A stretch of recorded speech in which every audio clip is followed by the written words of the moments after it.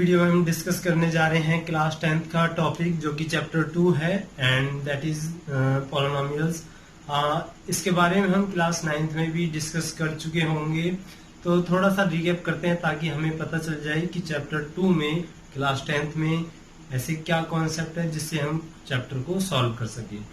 थोड़ी सी बेसिक चीजें हमने क्लास 9th में करी होंगी, तो वही थोड़ी सी बेसिक चीजें वही यहाँ पर है, ताकि हम जब हम चैप्टर को स्टार्ट करें हम देख सकें कि हम कैसे क्वेश्चन को सॉल्व करेंगे, किस तरह से उनको हम हैंडल करेंगे। हम डेफिनेशन देखें, अगर कोई भी एल्जेब्रिक एक्सप्रेशन इस फॉर्म में अगर लिखा हो px equal to a0 plus a1 x की पावर 1 प्लस a2 x की पावर 2 प्लस a3 x की पावर 3 सो ऑन an और x की पावर n लिख लो या n प्लस 1 लिख लो। तो यहाँ पर बुक में सारी डिटेल लिखी होगी, तो उसकी बजाय ताकि सिंपल लैंग्वेज में समझो कि पॉलिनोमियल्स हैं क्या। कोई भी अलजेब्रिक एक्सप्रेशन अगर वो हमें इस फॉर्म में दी हो, अब यहाँ से हम क्या देख रहे हैं, असेंडिंग ऑर्डर, यानी देखो पावर बढ़ती जा रही है। असेंडिंग ऑर्डर हो या डिसेंडिंग ऑर्डर हो, यानी इंक्रीजिंग ऑर्डर हो या डिक्रीजिंग ऑर्डर हो, तो उसको हम बोलते हैं पॉलिनोमियल्स, जहां पर a0, a1, a2 और an ये हमारे क्या है, रियल नंबर्स।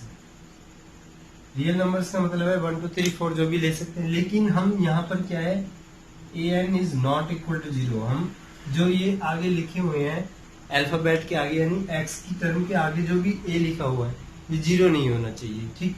और अगर हम दूसरा देखें जो x की पावर 1, x की पावर 2, x की पावर 3 सो ऑन x की पावर n, तो यहाँ पर ये क्या है, हमारा पॉजिटिव इंटीजर बोल सकते हैं हम इसको, positive integers.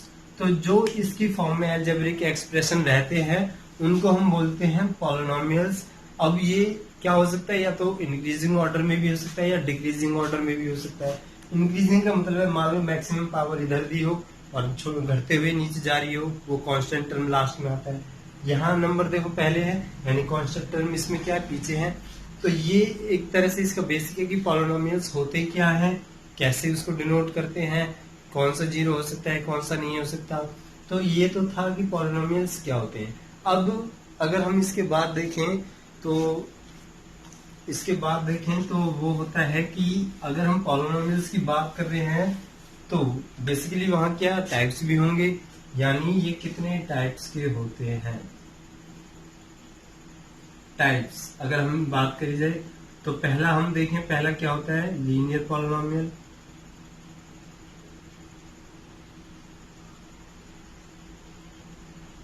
Linear polynomial. Second क्या हो गया, क्वाड्रेटिक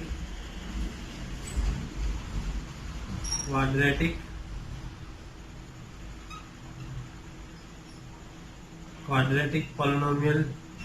थर्ड क्या हो जाएगा, क्यूबिक पॉलिनोमियल। और हमारा बाइक्वाड्रेटिक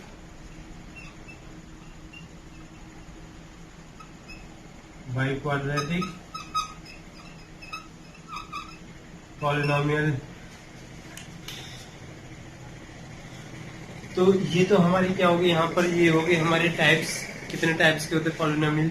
अब यहाँ हम देखेंगे कि हम इनकी बेसिकली पहचान कैसे कर सकते हैं कि कौन सा लीनियर में आता है और या कौन सा किस कैटेगरी में आता है, हम कैसे पता लगाते हैं।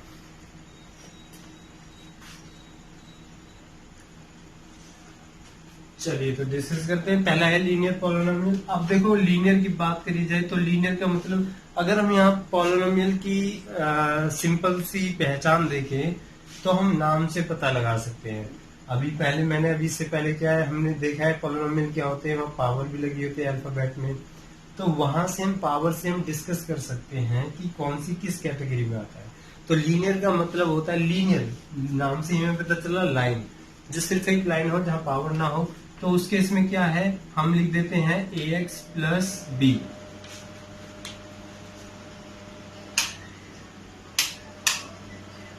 तो हम इसमें लिख देते हैं ax प्लस b।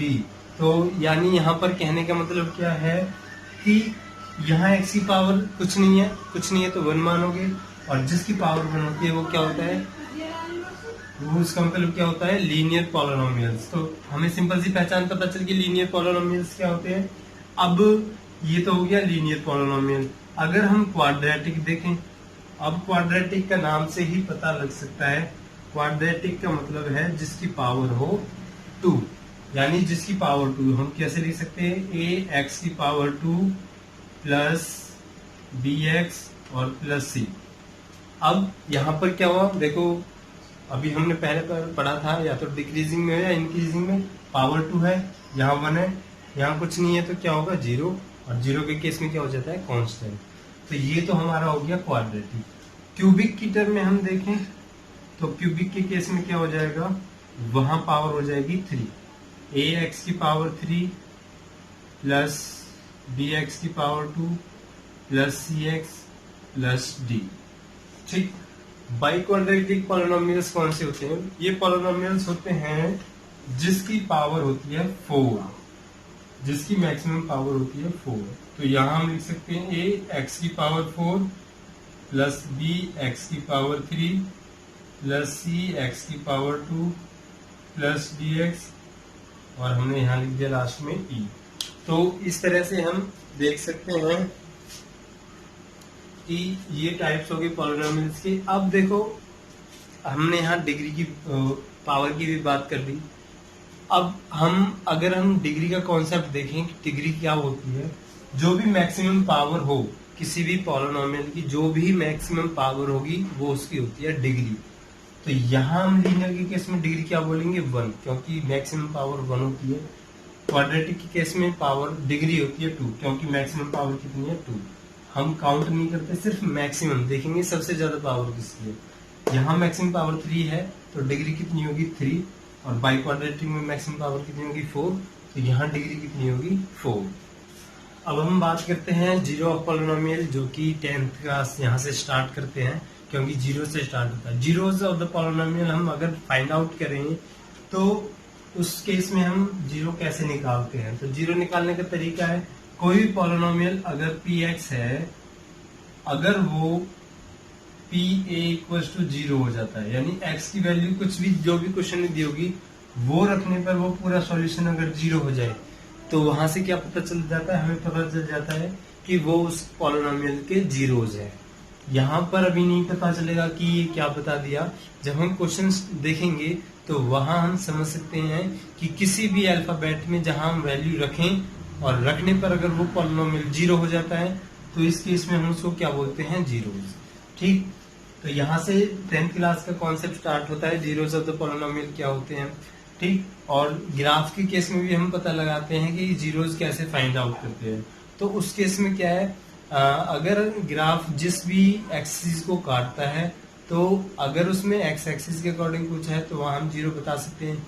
जितनी बार उस लाइन को या एक्स एक्सिस को कट करेगा वो उसका जीरोज दिखाता है। जब हम एक्सरसाइज स्टार्ट करेंगे, जब हम डिस्कस करेंगे, तो ये जीरोज हो गया। उसके बाद आता है कि sum of zeros, product of zeros, coefficient, और ये सब चीजें क्या होती हैं इसके बारे में हम डिस्कस करेंगे। अब देखते हैं इसमें क्या है कि अगर हमें पॉलिनोमियल पता चल गया, अब हमें क्या पूछ लेते हैं, जीरोज, कि इस पॉलिनोमियल का जीरोज क्या होगा। तो अगर क्वाड्रेटिक केस में, यानी अगर क्वाड्रेटिक पॉलिनोमियल है जिसकी मैक्सिमम पावर 2 है, अभी बताई थी मैंने, अगर alpha and beta are zeros, alpha beta अगर उसके जीरोज है क्वाड्रेटिक पॉलिनोमियल के, तो हम सम ऑफ जीरोज या प्रोडक्ट ऑफ जीरोज, ये दो चीजें होती हैं, हम कैसे निकालते हैं। सम ऑफ जीरोज का देखें तो जब हमने 8th क्लास 9th क्लास में हमने फैक्टराइजेशन करा होगा, तो जो बीच वाली टर्म है वो किससे आती है, सम करके आती है। किसी भी दो नंबर का सम करके मिडिल वाला टर्म आता है। अगर हम लास्ट को देखते हैं तो वो क्या होता है, किसी भी उन्हीं दो नंबरों की मल्टीप्लाई करने पर। तो सम के केस में क्या हो जाएगा, सम ऑफ प्रोडक्ट क्या है, एक जीरोज ये है और एक जीरोज ये है, सम ऑफ जीरोज। तो सम ऑफ जीरोज का मतलब अल्फा प्लस बीटा, क्योंकि यहाँ पर उसने पहले बोल दिया ये दोनों जीरोज हैं और हम सम बोल रहे हैं, तो दोनों का क्या करेंगे, plus. Alpha plus beta is equal to sum of zeros कैसे निकालते हैं, जो बीच वाला टर्म होता है, एक्स के साथ क्या है बी, तो उसमें क्या लगाते हैं, माइनस कॉफिशिएंट ऑफ एक्स, तो माइनस बी अपॉन ए, तो ये तो हो जाता है सम ऑफ जीरोज। अगर हम प्रोडक्ट ऑफ जीरोज देखें तो प्रोडक्ट का मतलब क्या होता है, multiply alpha multiply beta is equal to, अब मल्टीप्लाई क्या होता है, कांस्टेंट टर्म, और कांस्टेंट में हम डायरेक्ट ले लेते हैं सी अपॉन ए। ठीक, अगर हम कॉफिशिएंट की बात करें तो सम ऑफ जीरोज अगर हम निकालते हैं तो वो क्या हो जाता है, सम ऑफ जीरोज, यानी अगर ये नहीं किया हो तो दूसरा फॉर्मूला क्या होता है, coefficient minus coefficient of x, और नीचे आ जाता है कॉफिशिएंट ऑफ एक्स की पावर 2। ये होता है अगर हम कॉफिशिएंट दिया हो तो हम कैसे निकालते हैं फॉर्मूला। दूसरा होता है प्रोडक्ट ऑफ जीरो, तो उसमें सिंपल क्या, constant term upon coefficient of x की पावर 2। तो दोनों में डिफरेंस है। अगर कॉफिशिएंट पूछे तो इससे भी हम सॉल्व कर सकते हैं, कभी कभी रिलेशन भी आ जाता है, तो वहां हम देखेंगे, क्वेश्चन में देखेंगे वो कैसे करते हैं। तो ये तो निकालने का फॉर्मूला था, जब अगर क्वाड्रेटिक हो तो हम कैसे फाइंड आउट करते हैं। सेम अगर क्यूबिक हो तो क्यूबिक में हम कैसे फाइंड आउट करते हैं, तो वो हम देखेंगे। अब हम देखते हैं अगर क्यूबिक पॉलिनोमियल हो तो कैसे हम फाइंड आउट करते हैं। तो क्यूबिक में क्या मैक्सिमम पावर 3 है, तो जीरोस भी कितने होंगे, 3, अल्फा बीटा और यहाँ हो जाएगा थर्ड गामा। तो इस केस में अगर हम सम ऑफ जीरोस देखें तो सम ऑफ जीरोस का मतलब ये 3 जीरो हो गए, तो sum of zeros alpha plus beta plus gamma is equal to, sum of zeros क्या होता है, एक्स स्क्वायर वाले term minus b upon a. ठीक, प्रोडक्ट ऑफ जीरोस में क्या हो जाएगा, एक बार हम ले लेते हैं अल्फा बीटा, यानी इन दोनों की मल्टीप्लाई प्लस बीटा गामा, इन दोनों की मल्टीप्लाई प्लस गामा अल्फा, तो इन तीनों का क्या हो जाएगा, सी अपॉन ए, और एक सिंपल हो जाएगा तीनों की मल्टीप्लाई अल्फा बीटा गामा इस दोनों का प्रोडक्ट माइनस डी अपॉन ए। तो इस तरीके से हम सॉल्व कर सकते हैं। ये तो था इंट्रोडक्शन वाला पार्ट चैप्टर 2 का, क्लास 10th का। आगे हम एक्सरसाइज डिस्कस करेंगे कि